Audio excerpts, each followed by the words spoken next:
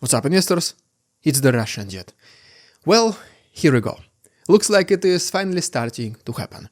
Putin is slowly but surely running out of money because some regions, Samara in our case, is drastically reducing military contract signing bonuses. This, so far, was one and only reason for thousands of Russian men to join the war. We seriously doubt there is anyone else left in Russia who went to fight in Ukraine pure out of patriotic feelings. If there are people like this, it should be no more than a handful of them. So money was the one and only reason after all. And when the biggest reason to join the invasion is being significantly reduced, what else will motivate Russians to join the military? Invasion is slowly stalling. The influx of new soldiers will most certainly become lower than the eliminations.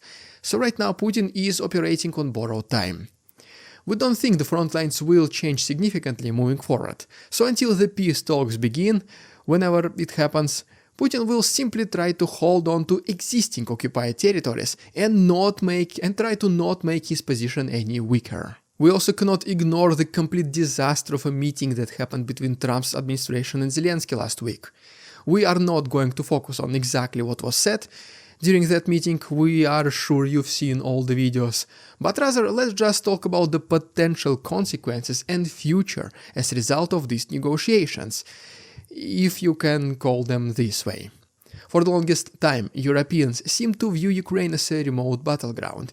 Even with bombs and drones tearing through the Ukrainian territory, the sense of immediate threat never quite crossed the realms of real life for the West. You cannot help but notice a collective shiver running down Europe's spine at this very moment.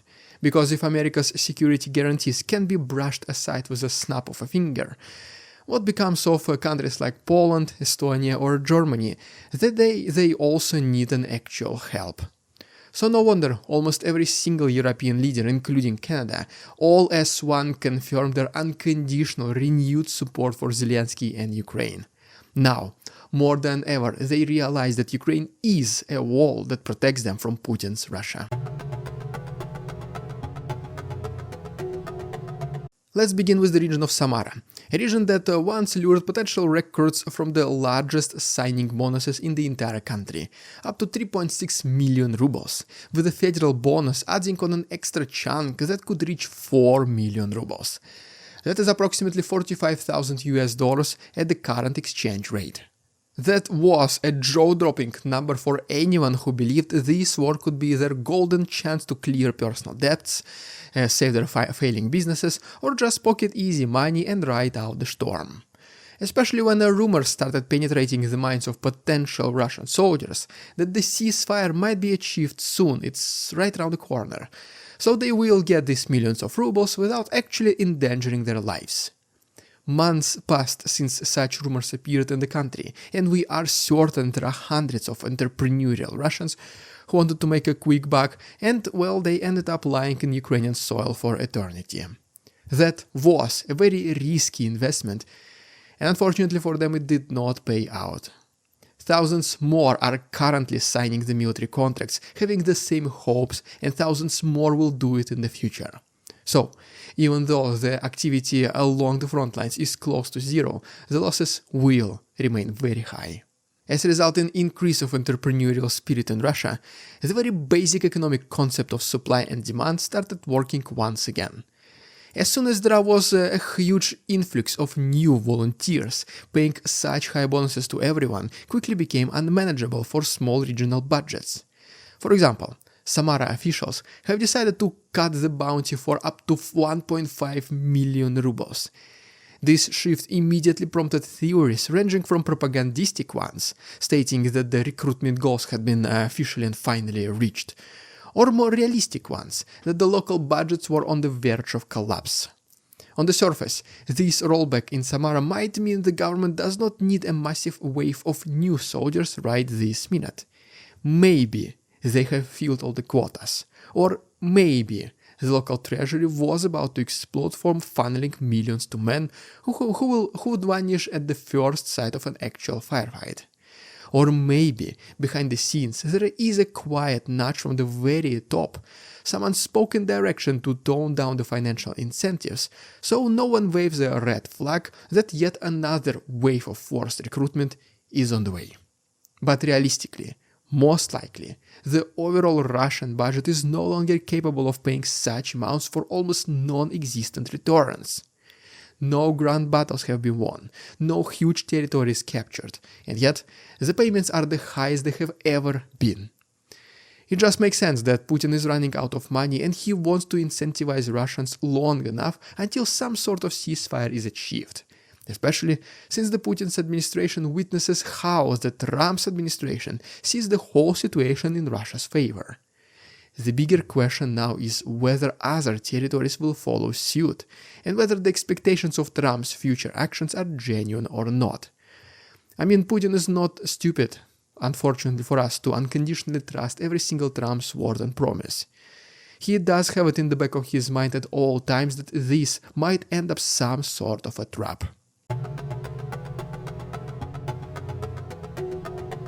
When Zelensky met with Trump and they locked horns in front of the cameras, it was not just political theater. As said by Franklin D. Roosevelt, in politics, nothing happens by accident. If it happens, you can bet it was planned that way. So that's why so many people, rightfully so, assume that the decision to turn these negotiations into chaos was made long before the talks even started. Even more, Zelensky potentially knew about it too. So he had to do the next best things possible to get as much benefit from these meetings as possible. Simply refusing it, knowing that you will be scolded like a schoolboy, will do irreversible damage to his administration. And honestly, we think that Zelensky came out as a much bigger winner after those talks, even though it did not feel that way at first. If you just look at the surface, you might think Ukraine just lost its biggest partner, America. So it is doomed now as a country. While in reality, those people who supported Zelensky before are now supporting him with renewed burning passion. Those who were neutral are now heavily leaning towards Zelensky's side, and those who were somewhat against him, believing also somewhat the words of Trump, might have switched their opinions entirely. We, personally, have at least a couple examples of this actually happening, so this is real. That was the biggest achievement of Zelensky from these seemingly failed negotiations. He received much bigger support even from previously hesitating allies. And as a true leader of a country, he took public scolding and humiliation from Trump just to put Ukraine in a much better position. Because Ukraine does need all the support it can get. European leaders are also quietly imagining themselves in Zelensky's place, recognizing the ally who once guaranteed their sovereignty might, under the right circumstances, shrug and say, "Why should we lose our soldiers for you?" Before, NATO membership was treated like an ironclad shield, but that shield is made of legal and diplomatic commitments, not magic. If the United States chooses to interpret those commitments selectively, or if a US president decides they simply do not matter, there is no cosmic law or power ensuring they will stay enforced.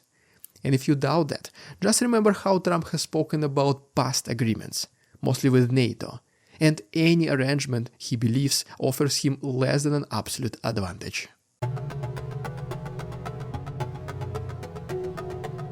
Europe has tried to keep Ukraine afloat, housing refugees, sending equipment, cutting business ties with Russia.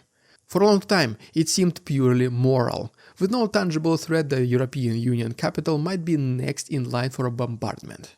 But that era of comfortable detachment is slipping away. The minute it becomes plausible that the United States might stand by or carve side deals, the war no longer resides safely across the border.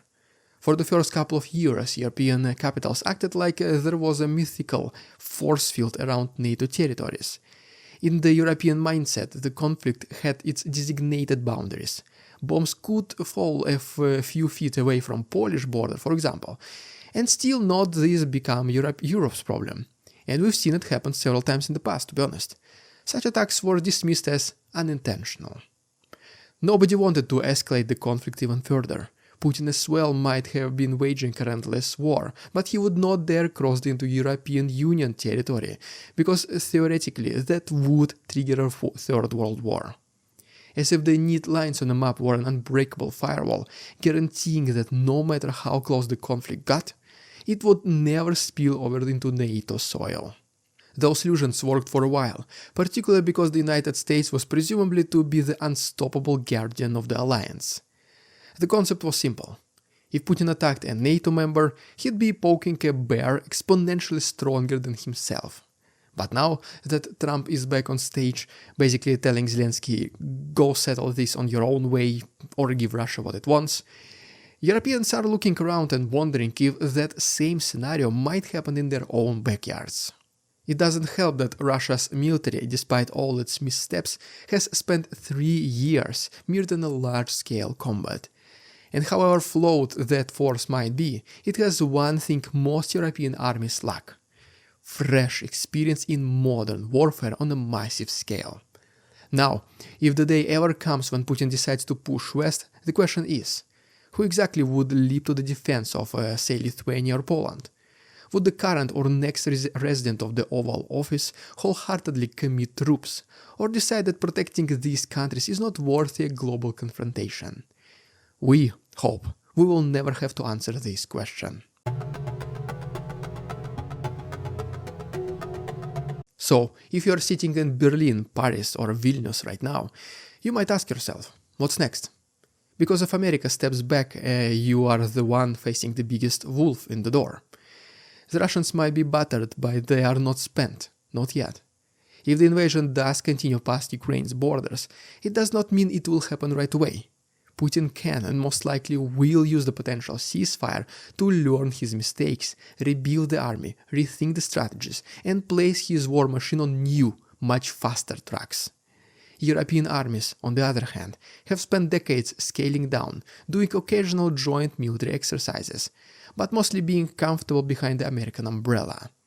And let's face it, the 21st century European Union, even though it's still a very powerful military machine, is hardly on par with the 1940s level readiness for a large-scale continental war. That is why, in a sense, the realization of this Trump-Zelensky fiasco could be a wake-up call.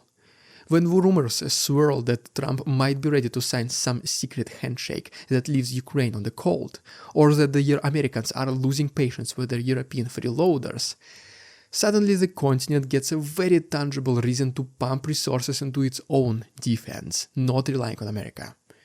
You can almost see the cracks forming in a system that for 80 years relied on the notion that the US Marines would parachute in if things ever got dire. And let's not forget, Europe's historical memory runs deep as well. Before the Second World War, everyone tried to cut their separate deals with a major aggressor, hoping to avoid the spotlight of violence. Well, that did not end well, right? Now, with a new potential warmongering force in the East and uncertain American support, Europe is left with one realistic option: keep Ukraine armed and able to hold the line. Because any collapse in that line might bring the conflict roaring across the European Union's own borders. Well, there you have it, guys. Please subscribe to my channel if you enjoyed today's episode. Thanks so much for watching. See you tomorrow.